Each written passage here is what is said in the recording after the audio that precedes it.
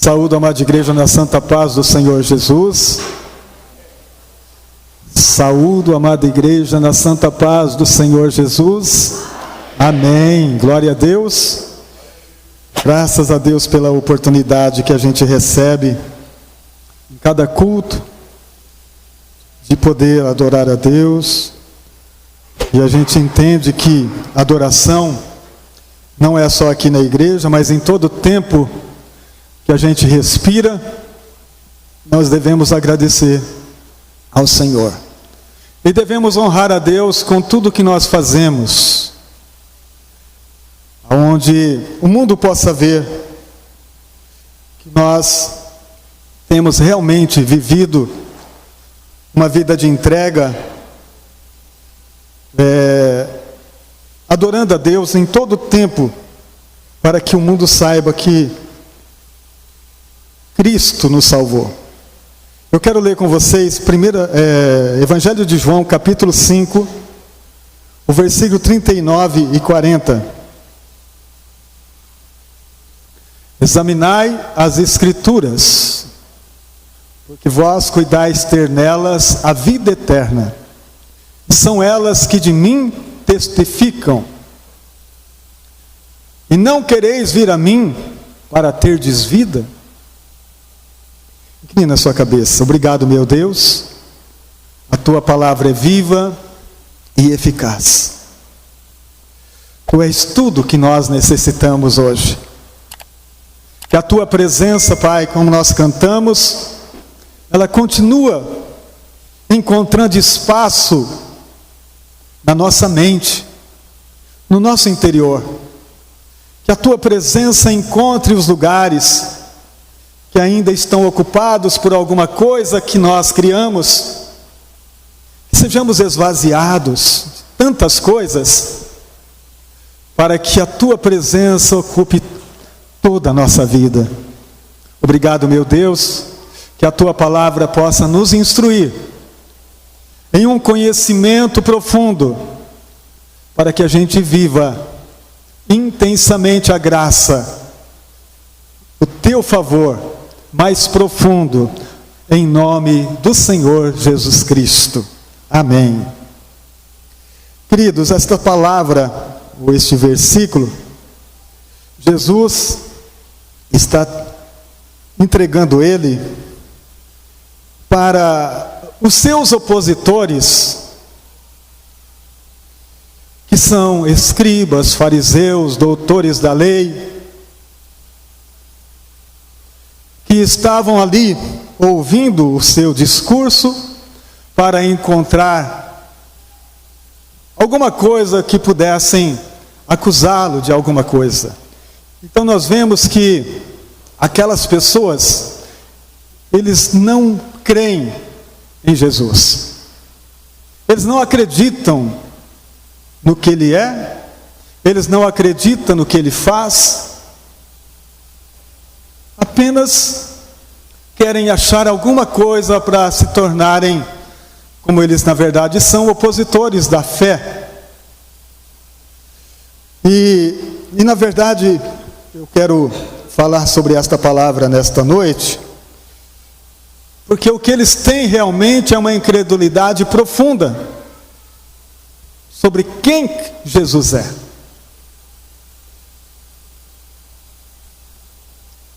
A incredulidade é uma das maiores barreiras que nos separam do propósito de Deus, do propósito de Deus para as nossas vidas. Vivemos tempo onde a fé e a desconfiança nos separam da obra perfeita de Cristo. João 5, 39 e o 40, que nós acabamos de ler, Jesus confronta os escribas, os anciãos de Israel, porque eles estudam a Bíblia, ou a Torá, Pentateuco, para descobrir o Messias, para saberem o tempo que o Messias vem. Eles estudam, têm profundidade no conhecimento daquilo que eles estão fazendo, porém, o Messias está de pé na frente deles e eles não reconhecem o Messias. O Messias está ali curando, libertando, fazendo grandes milagres, e eles ainda estão procurando. Estão procurando o Cristo. E Jesus então diz: examina as Escrituras, porque elas falam de mim. Elas falam quem eu sou. Elas falam ao meu respeito. Irmãos, quando a incredulidade assume o coração do ser humano, a mente do ser humano, ele acredita naquilo que ele quer. Ele acredita naquilo que ele formalizou dentro de si. Então, por mais que Jesus, diante deles, mostrasse a sua glória, eles não enxergavam. O que adianta ler? O que adianta o conhecimento, se eu acredito naquilo que eu quero? Se eu acredito só naquilo que eu acho? Então, eu não viverei a plenitude da graça de Deus, se eu ler a Bíblia, se eu ter conhecimento apenas para o meu desejo, para aquilo que eu penso ser,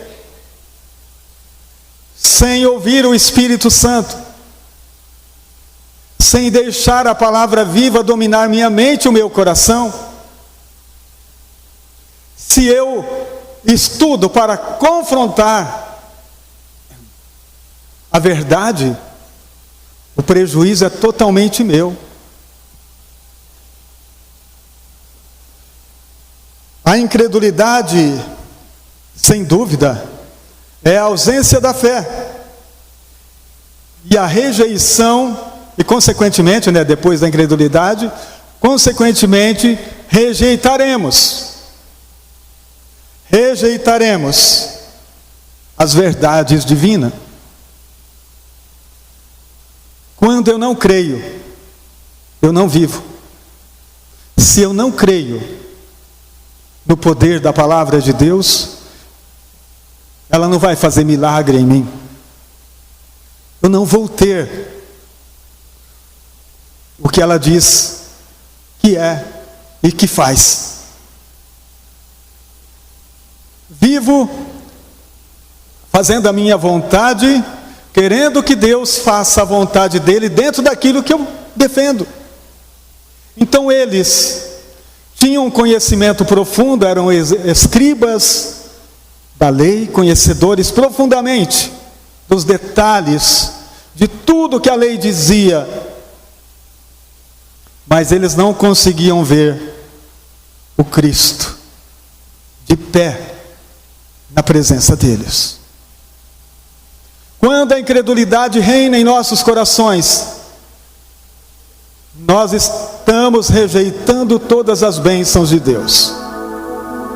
E este é o tempo em que nós estamos vivendo, onde as pessoas não acreditam mais em milagres, não acreditam no mover do Espírito Santo, não acreditam que Deus é o mesmo ontem, hoje e eternamente, não acreditam que Ele continua fazendo obras maravilhosas em nossa casa, em nossa família, que Ele abre portas, que Ele quebra barreiras, que Ele faz milagres diariamente em nossos corações. A gente não consegue ver.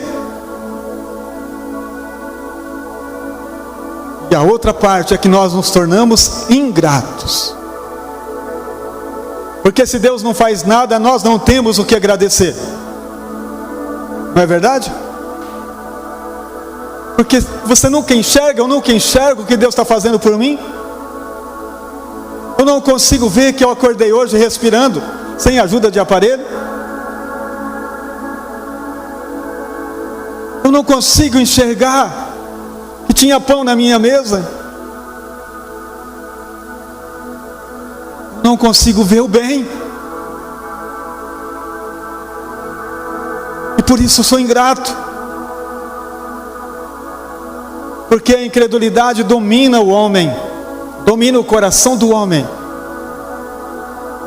E ele não consegue ver como eles estavam diante de Cristo, procurando o Messias, que já estava revelado, que já estava de pé, já tinha mostrado a sua glória. Queridos, esta palavra é para a gente prestar atenção, que nós estamos vivendo um tempo de grande incredulidade, onde a palavra não produz os seus efeitos por causa da nossa falta de fé, por causa do nosso convívio com a essência de quem Cristo é. Porque a palavra de Deus diz assim, em Hebreus capítulo 11, versículo 6: sem fé é impossível agradar-lhe, porque é necessário que aquele que se aproxima de Deus creia que Ele existe e que é galardoador dos que o buscam. Queridos, eu não agrado a Deus fazendo a minha vontade, claro que não. Eu não agrado a Deus dando alguma coisa, eu agrado a Deus crendo. Quer dar um abraço em Deus? Creia no que Ele diz. Quer fazer um carinho em Deus? Creia na palavra. Viva a palavra.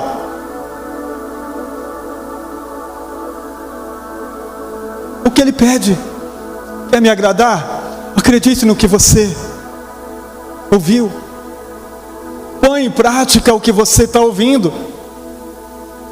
Não seja incrédulo, viva de uma maneira que alegre o meu coração, meu filho. Por que Cristo é o nosso modelo, queridos? Porque Ele viveu para agradar o Pai. Porque a sua vida foi pautada em uma entrega para viver a presença do Pai. E a palavra de Deus diz que Ele foi fiel até a morte, morte de cruz. Ele é o modelo para que eu siga, para que eu viva o que Deus realmente quer de mim. Então, sem a fé, vivendo a incredulidade, eu não tenho condições nenhuma de ser agradável aos olhos do Senhor. Vamos ler Marcos capítulo 6, no versículo 5 e 6. Evangelho de Marcos capítulo 6, versículo 5 e 6 diz: e não podia fazer ali nenhuma obra maravilhosa, porque curou alguns poucos enfermos impondo-lhe as mãos. E estava admirado da incredulidade deles, e percorreu as aldeias vizinhas ensinando. Irmãos, nem Deus pode fazer sem a fé. O próprio Cristo, na sua terra natal, em Nazaré, Ele não pode fazer milagres porque eles ficam olhando. Mas esse não é o filho de José e de Maria? Não está suas irmãs entre nós? Por isso, Ele não pôde realizar, porque o coração deles não via o homem Cristo, o Messias, não via realmente aquele que foi enviado para salvar. para curar. Então nós temos hoje em nossas mãos a Bíblia, a palavra revelada, já revelada. A Bíblia é a palavra de Deus revelada. É a profecia. O espírito de profecia está nessas palavras. Jesus disse: essa palavra que eu digo para vocês é espírito e vida. Se é espírito, ela é viva. Ela é viva e eficaz. Irmãos, a palavra tem o poder de entrar, de transformar, de mudar situações, porque ela tem vida. E o profeta Isaías profetizou dizendo: ela não volta vazia, sem antes fazer o que lhe apraz. Por quê? Nós não estamos vivendo tantos milagres como deveríamos viver. Porque, queridos, nós estamos fazendo segundo o nosso coração. E o nosso coração não está alinhado. Não está alinhado com a palavra. O nosso coração tem desviado o foco do entendimento pleno de quem Jesus é. Tem desviado o foco de tudo aquilo que Ele fez por nós na cruz.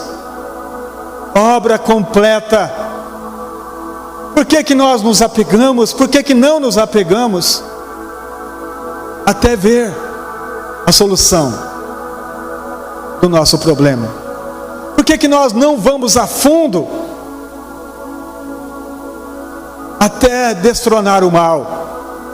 Até lançar fora aquilo que nos perturba, aquilo que não nos deixa ser um em Deus, um com o Espírito Santo.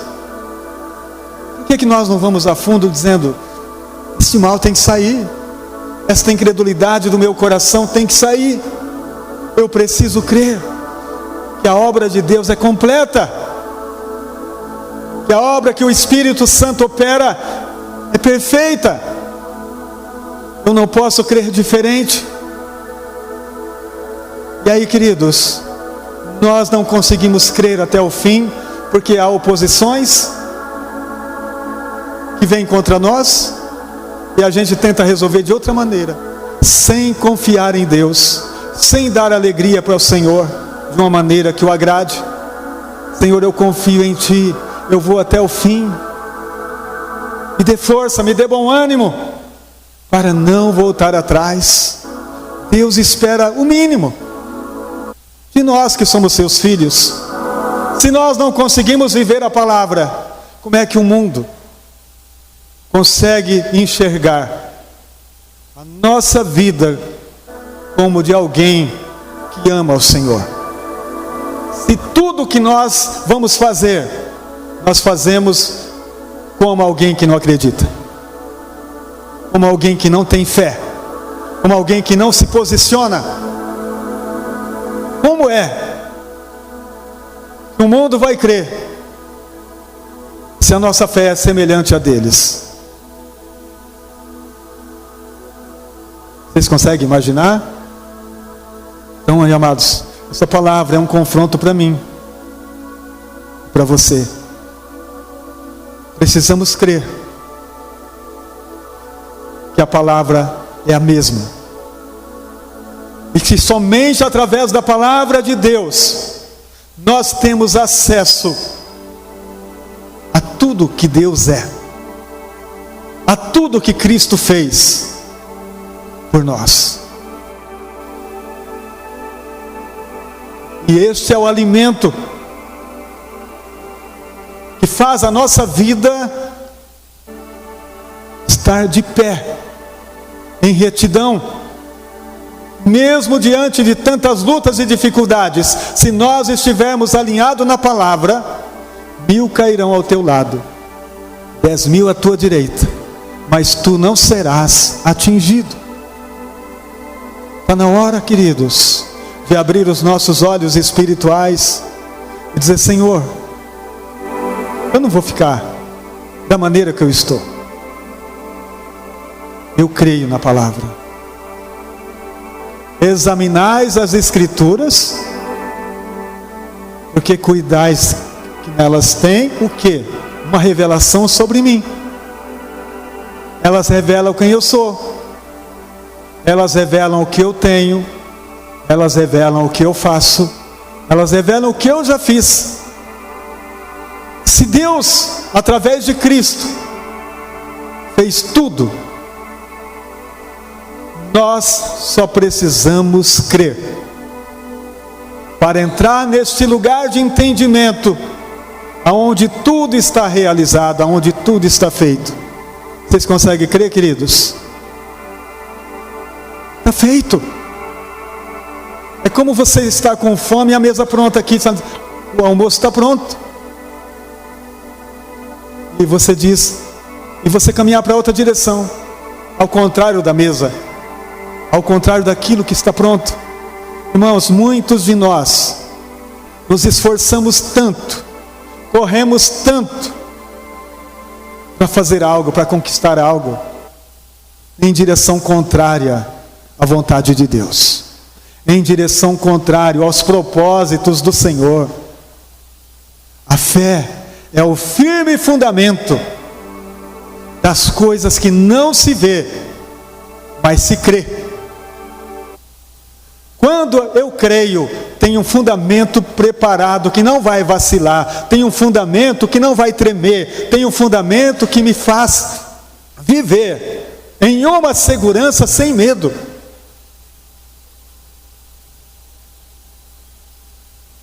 Porque o fundamento é Cristo. Paulo escreveu em 1 Coríntios capítulo 3, dizendo, só existe um fundamento e não pode ser colocado outro, o qual é Cristo. Agora, sobre este fundamento, nós construímos, com a ajuda do Espírito Santo, o propósito que Deus tem para mim e para você. Sobre este fundamento, Cristo, você vai entender a direção de Deus, mas o fundamento não muda. Você vai entender o propósito de Deus para a sua vida, mas o fundamento é o mesmo. Eu não posso construir com as minhas forças aquilo que Deus já construiu. Então tem muita gente tentando fazer o que Deus já fez,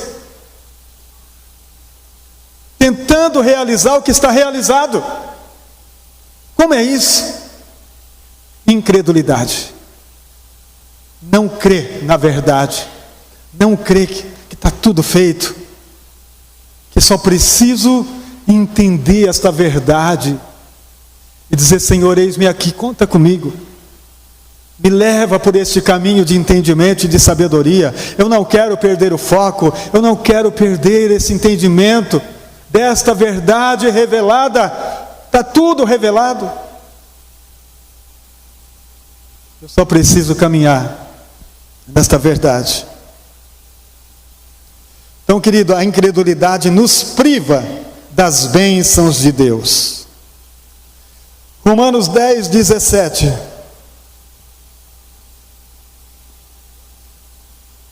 Aos Romanos capítulo 10, versículo 17 diz: de sorte que a fé é pelo ouvir, e o ouvir pela palavra de Deus.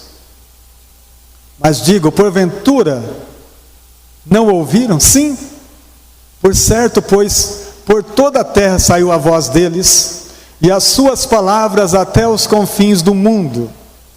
O importante é, a fé é pelo ouvir. A fé é pelo ouvir.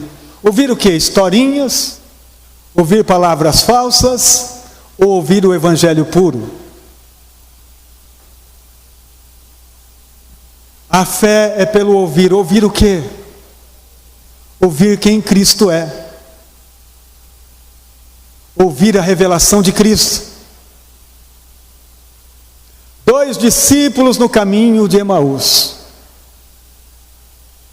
Capítulo 24 de Lucas. Estavam arrasados. estavam com medo, estavam sem saber o que fazer. De repente Jesus está no meio deles. O que Jesus faz? Abre a Bíblia. Jesus não vai contar uma história para eles. Jesus não vai falar, por que vocês estão assim? Jesus vai abrir a Bíblia, vai abrir a palavra. O texto diz, começando em Moisés, ele veio mostrando para eles, em todos os pontos que falava dele. Todas as passagens que falava de Cristo, ele foi mostrando para aqueles dois discípulos desanimados, cansados, sobrecarregados. Irmãos, conhecer a Cristo através das Escrituras é tudo. Não tem palavras. Conhecer a Cristo é ser vencedor.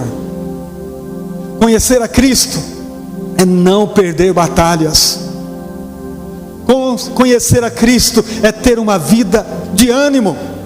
Mesmo quando tudo te empurra para trás, você está animado olhando para Ele, autor e consumador da fé. Você não desiste, por mais que parece tudo ao contrário. Você diz, eu sei em quem tenho crido, e Ele é poderoso para fazer muito mais do que eu imagino, do que eu penso. Eu sei que Ele é. Irmãos, quem conhece Cristo pela palavra, sabe quem é, sabe onde está e por que está. Quem conhece a Cristo pela palavra, não vai retroceder. Diz o texto de Hebreus, se ele retroceder, a minha alma não tem prazer nele. Nós não retrocedemos, nós não voltamos atrás, porque nós conhecemos Cristo. Eu conheço Cristo pela palavra. E qual foi a razão dele não dizer assim, gente, sou eu, estou aqui, cara, eu ressuscitei, estou vivo, olha para mim, aqui, as minhas mãos furadas, os meus pés, sou eu. Por que ele não fez isso? Porque ele queria que eles, como nós, conhecessem Cristo pela palavra, e não pelo pessoal, pelos olhos humanos, mas conhecer pela palavra, que é Espírito e vida. Conhecer a Cristo pela palavra, nós estamos todos no mesmo nível, tanto eles como nós. Então, se eu conheço a Cristo pela palavra, eu entendo tudo que Ele é, tudo que Ele fez, e eu entendo que eu não merecia nada do que Ele fez, e que Ele fez isso por mim, por amor, por misericórdia, que Ele se entregou na cruz. Eu entendo que é graça pura, e a minha fé é aumentada, é acrescida pelo conhecimento que eu recebi pelo Espírito Santo de quem Cristo é. Não é porque eu vi milagres, não é porque eu tenho recebido tantas bênçãos que eu creio, porque na verdade o que me fez crer é a palavra que o Espírito Santo fez descer no meu coração. Porque o primeiro dia que eu ouvi a palavra de Deus, eu estava perdido, eu estava sem saída, eu não tinha nada, mas naquele momento eu entendi que eu estava recebendo algo que o mundo não podia dar, que o mundo não podia oferecer, que ninguém nesta terra tinha condições sequer de me ajudar. Mas Ele veio. E naquele momento eu já entendi no meu coração que eu tinha tudo. Mesmo sendo infantil na fé, eu sabia que algo diferente tinha acontecido na minha vida. E com o passar dos dias, a maturidade chegando, eu entendo que eu não preciso de coisas, porque Ele é suficiente. Porque Ele é o autor de todas as coisas. Porque todas as coisas foram feitas por Ele.